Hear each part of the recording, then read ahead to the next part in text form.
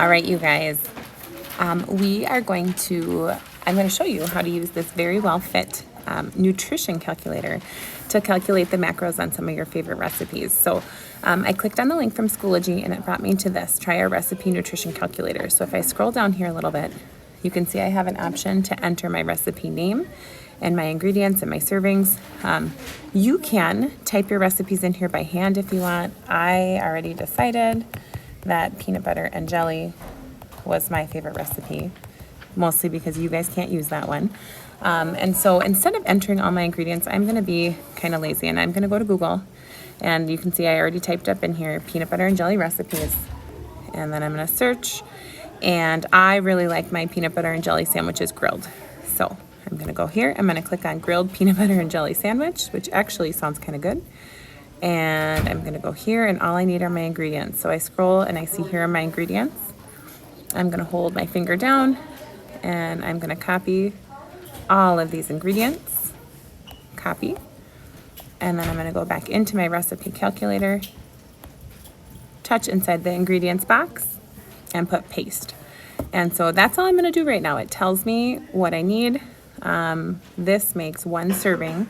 So if you don't know on your recipe, usually it'll tell you, so I can see right here, it tells me this is one serving.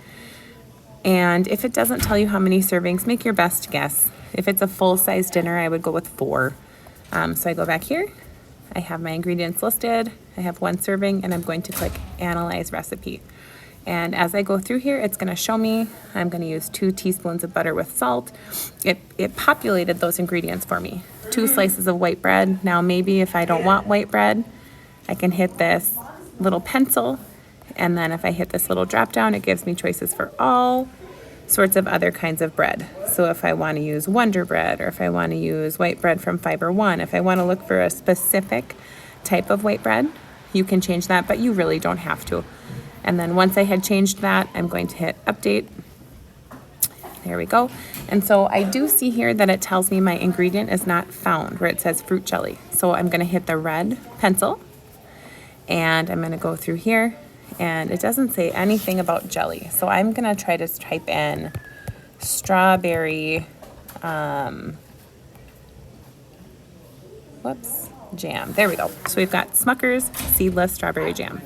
So I'm going to have 2 tablespoons of that, update, and now you see it comes down here and it shows me my calories. So it shows me my calories, it shows me my fat, my saturated fat, my carbs, my protein, my fiber, everything that I need in order to fill out my sheet.